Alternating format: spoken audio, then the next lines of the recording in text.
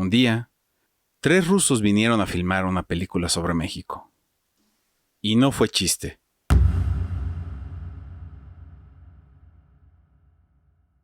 Seguramente alguno de ustedes tiene ese insufrible amigo, amiga, amigue, cinéfilo, con aspiraciones a cineasta, que se siente una persona de mundo, que nadie comprende su talento y que hasta se la pasa diciendo que México le queda chico y que mejor es comprendido afuera que en su propio país. Y ya mejor ni le pide su opinión sobre esta o aquella película, porque sus respuestas terminan siendo un intento de cátedra egocéntrica donde solo escuchas que tal película o director están sobrevalorados. Y de hecho usa tanto esa palabra que no hay una plática donde no la oigas. Y se la pasa haciendo mansplaining, diciéndote todas las películas, libros y hasta el lugar de procedencia que debes tener para poder entender películas como Roma. Cuando la verdad, para poder apreciar una película, solo necesitas eso, ver la película. Porque el proceso intelectual para entenderla ya se hizo, incluso antes de filmarla. Así que dile a tu amigo que le baje de yemas a su actitud pretenciosa, y mejor vamos a hablar de uno de los grandes del cine y lo que dejó en su paso por México.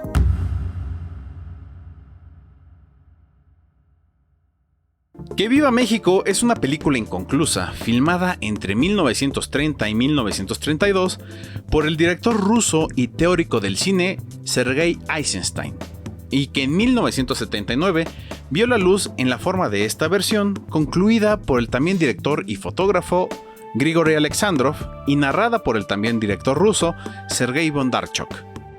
С юга на север, с запада на восток, 2 месяца в безостановочных экспедициях. 1000 километров по трудным дорогам. Que viva México es una de esas historias de la historia de México que no nos habla literalmente de los hechos, sino que mediante segmentos nos cuenta alegorías representativas de la historia y cultura de nuestro país. Desde los vestigios de nuestros pueblos ancestrales hasta la idealizada vida del México post-revolucionario, donde se combina tanto el registro documental como la filmación dramatizada.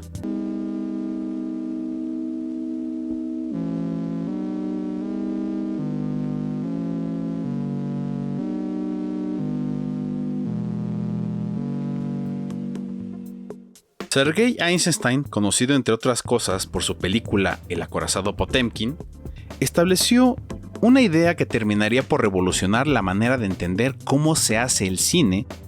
Según él, en su teoría del montaje, editar es más que pegar imágenes. Es un proceso mental para comunicar mejor la narrativa filmada y crear otros significados dentro y fuera de la historia. ¿Hacia dónde podemos llevar este medio? ¿Cómo podemos expandir los límites para contar historias audiovisualmente? Что фильм будет состоять из нескольких новелл. Одни новеллы почти документальные, другие игровые. А в целом фильм должен был составлять многокрасочную киносимфонию о Мексике.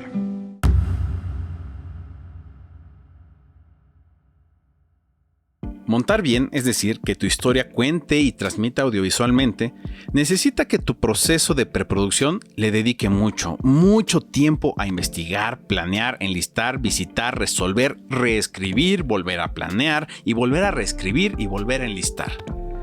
Para que cuando llegues al día de la grabación, no pierdas tiempo en resolver problemas o se te vaya el día en tomas que no vas a utilizar, pero más importante, cuando llegues a la etapa de editar, no tengas que aplicar la vieja inconfiable.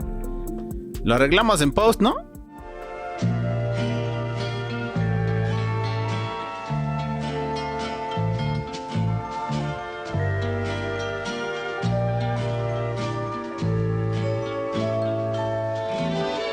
Aquí vemos a 2 personas en una hamaca. A esta imagen vamos a llamarle 1. Ok, sigamos. Ahora vemos a 2 periquitos. A esta imagen le vamos a llamar 2. Y aquí es donde viene lo interesante. La suma de estas 2 imágenes, la imagen 3, es esa que se forma en tu cabeza como espectador y que al final va a ser influenciada por muchas otras cosas que usted le vaya agregando sobre estas imágenes. A diferencia del efecto Kuleshov, donde el orden de presentación de las imágenes cambia el significado total del montaje, Eisenstein hace que tú crees esas imágenes y esos nuevos significados. Похоронный обряд среди мертвых развалин и былых памятников. Образ полного порабощения перед идеей смерти. En este momento, en la corrida de toros, vemos un plano abierto filmado en locación, presumiblemente en la antigua Plaza de Toros de la Condesa. El siguiente tiro, mucho más cerrado, presuntamente se ve como en la misma locación, aunque no lo es. Obviamente por seguridad, por iluminación, por el piso, la lente, etc. La nueva imagen nos muestra de nuevo la locación real. Con un simple corte, nos mantuvimos en la historia, aunque sean grabaciones distintas. El secreto para que funcione es hacer un storyboard y una lista de tiros, o sea, una previsualización, como lo explican ahí mismo dentro de la película. Мы постарались, пользуясь его либретто, статьями и рисунками, максимально приблизиться к авторскому замыслу. También en esta secuencia pasa algo muy complejo que sirve para ejemplificar las muchas opciones que nos da el montaje. El picador está por enfrentarse al toro. ¿Y qué es lo que pasa? Tenemos un cambio de perspectiva. Si les gusta el cine, seguramente habrán visto alguna película de otros revolucionadores del cine, como lo fueron Méliès o D.W. Griffith, donde ambos mantenían un elemento común de acuerdo a sus limitaciones y temporalidad. Ponían un tiro que casi siempre estaba desde nuestra perspectiva y rara vez se movía el ángulo, la cámara o el punto de vista. Vamos, es una perspectiva, por así decirlo, plana. Aquí se abre todo un universo de posibilidades, porque ahora el montaje nos puede poner literalmente en el lugar de alguien o de algo más, casi reinventando el punto de vista subjetivo. Y si hablamos de subjetividad, recordemos que esta película está hecha con elementos documentales de la vida real de ese México combinados con ficción.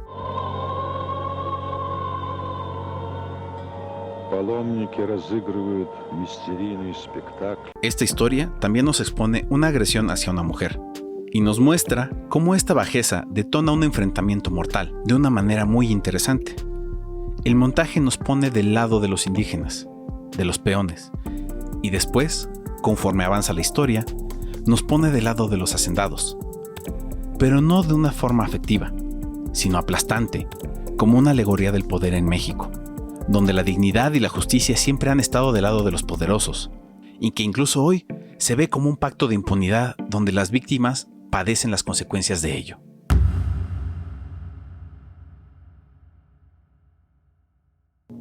Y esta es otra de las cosas valiosas sobre el montaje que está haciendo Eisenstein, porque durante los distintos segmentos, incluso aquel que no se logró filmar, Soldadera, una constante es el lugar central y decisivo de las mujeres.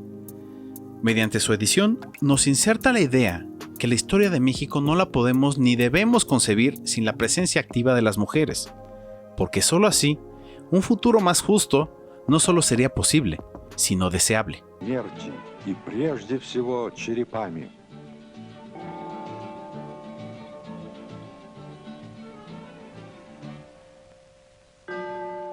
Y si ya llegaron hasta este punto y todavía se preguntan ¿por qué decidimos hablar de una película rusa filmada en México si somos un canal sobre cine mexicano?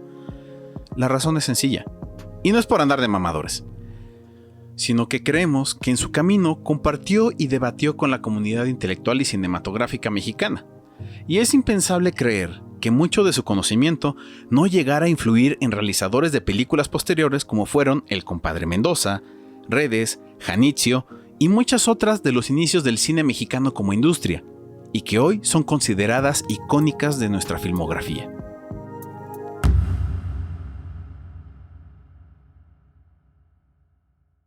Por eso, cuando alguien se pone a decir las películas que debes ver para entender esta otra, o que no podrás comprender el cine de este otro director porque te falta, no sé, barrio, está ignorando que el cine es para ser apreciado por el mismo valor de la película que se está viendo, y que los directores ya hicieron gran parte de ese trabajo, porque una película debe ser entendida por sí misma, asimilada por su propio lenguaje, para que desde el momento que pasan los créditos finales, sigamos pensando por horas en esa sensación que nos dejó verla.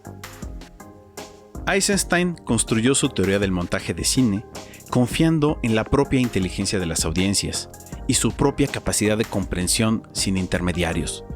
Por eso es ridículo que alguien más se las dé de conocedor queriendo dar clases de lo que es bueno y lo que es malo, cuando el cine es una experiencia personal e intransferible.